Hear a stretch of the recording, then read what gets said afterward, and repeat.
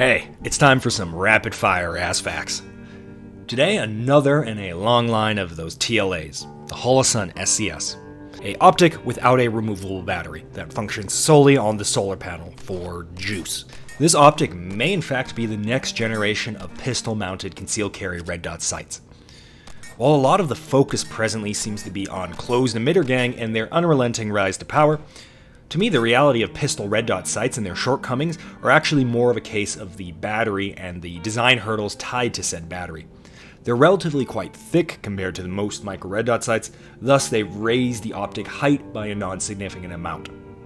The RMRs generally try to minimize this by making the housing as inobtrusive and, as a result, incredibly inconvenient as possible, as you physically have to remove the optic to access the exposed internals to remove the battery.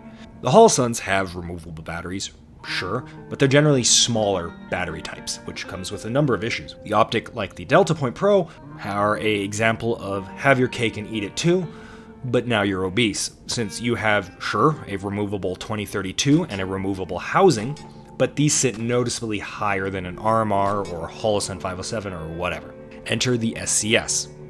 I'm gonna be real, this is gonna be a short review. I just want to answer a couple questions and thoughts I had about this thing.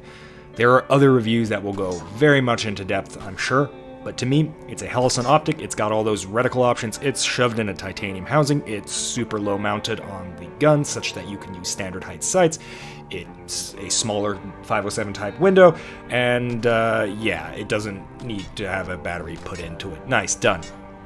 It's kind of like AR-15 reviews. I'm going to kill myself if I have to watch another AR-15 review in 2022 that explains to me that the bolt hold open can also drop the bolt. God. So, the question, after that tirade, does it work or is it a gimmick? That's really all I care about answering here today. There are two things I want to tackle. How well does the solar panel feed the internal battery? As in, will I ever pick this up and it'll be, off? And the second thing is, how good is the auto adjust brightness? Because this has no external brightness adjustments, it only has one button that changes the reticle type, and thus it relies entirely on auto brightness to pick the correct settings, and I'll be frank, Holosun has a pretty piss poor track record in this department.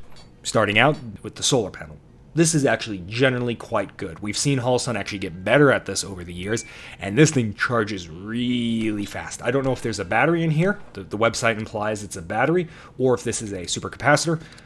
Regardless, I tried to kill it in normal operations, wouldn't even come close. I put it in an ammo can and then peeked into it, and it was still going. And then I peeked in later, and finally it was dead after over 24 hours, close to 2 days basically. I turned it on via turning on the flashlight in a dark room, which partially revived it. I then turned on the lights for maybe 10-15 seconds, and this thing flickered back immediately. I'm talking instantaneously to full chooch. I shut off the lights then, and it went strong for at least 10 minutes in the pitch black. From that point, I said fuck it and went to bed. The reality is, you kind of have to try to kill this thing. It doesn't happen in normal operations as far as I can tell. Even if you conceal carry it all day under a shirt and then immediately put it in a dark room as you go to bed, it's not going to kill it, because the ambient light through your shirt as you take it out and set it on things, even the light indoors, is enough to fully charge this thing. I carried this guy for over 2 months and never ever once was it close to being out of batteries. Any fears of having to charge this thing up by shining, a 1,000 lumen light at it before I go to work in the morning or something, completely alleviated. Alright, that brings us to the auto adjust. How was it? Honestly, it was fine. I would liken it to a slightly better version of the RMR Type 2. Most auto adjusts have, frankly, issues where they're just too dim in transient lighting conditions or just in general. However, I'm glad to say that outside of one specific scenario, this thing is always bright enough. In fact, it's actually generally too bright, which is fine for me because my personal SOP and a lot of people's SOPs with adjustable micro red dot sights is to leave it on a very bright setting. This allows it to be visible in the oh my god we colonized Mars weather conditions that we have in Utah, as well as being able to overcome flashlights in a very, very dark environment. Sure, this will result in scenarios where you're like indoors in a slightly dimmed area, where you bring out the weapon and oh my god, it's too bright. I would rather have a 6 MOA bloomed out dot that I can see versus something I can't track under recoil under certain circumstances. If I get the chance, I'll adjust the brightness if able. And this is how functionally this seems to act. It's always at that like one setting below the sear your eyeballs off level, which is fine by me.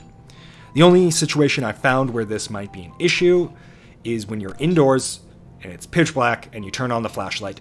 Then you can still see it, but it's quite dim, relatively speaking. And while you could probably break a first shot, if you're really going to town on the recoil, you're probably going to lose it. If I look out from a dark environment, so let's just say indoors, looking out through a window to a very bright day, I can actually still see the dot just fine, and I didn't really find it presented massive issues. Finally, on the draw, so you're coming from a dark environment in your damp-ass undergarments, and you draw, I've never once saw the auto-adjust kick in, which actually makes it better than the RMR. So in all, pretty damn good. I would like to see some serious longevity on this guy, because if it does use a battery, and it's a rechargeable battery, I'd like to see how this thing handles being cycled repeatedly, because that usually wears out batteries pretty fast, both in capacity and voltage. Both are critical for this design to work. So I'd like to see how they does long term, and if it degrades noticeably. But I'm going to take a mulligan on doing that, because I really just don't want to keep it. It's not a bad optic by any means, but it's just really not for me. This thing is designed to minimize footprint on a conceal carry handgun, but it only mounts to full-size G19 handguns. So while I do conceal my G19 as carry guns, I view them as far more capable versus my smaller, more concealable 43X. Almost like the G19s are my offensive handgun. So I want a bigger window provided by the RMR. I want the manual adjust so I can dim to take a very precise shot if I need to, and more. The SCS doesn't deliver in that regard, therefore I don't really want to keep it because it doesn't mount to a smaller handgun. In fact, if they do come out with exactly this optic but it mounts to a 507K footprint, I would put this on a 43X right away, and I think it would be really good in that context. And on the G19, for most people I actually think they probably just treat it like a defensive carry gun and it's perfect for them. And that's really that. Thanks for watching. Bye.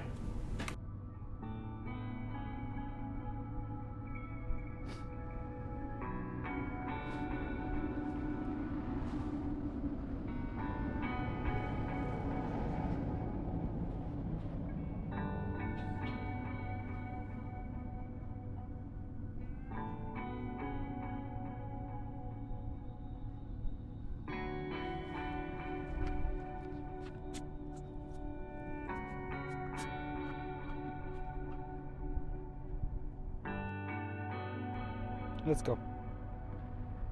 Come on.